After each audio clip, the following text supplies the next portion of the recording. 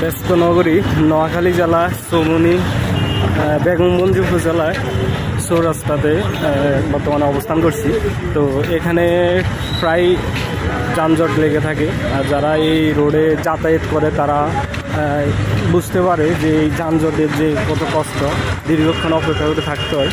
এবং এখানে প্রতি সেকেন্ডে রাস্তাঘাটে চতুর্দিক দিয়ে গাড়ি আসে, জাম হয়ে যায়।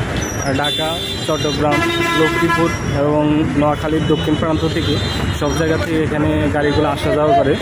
তো এখানে প্রতি মুহূর্তে গাড়ি ঘোড়াতে জাম হয়ে যায়। তো আমি এখন অবস্থান করছি সেই চৌরাস্তায়।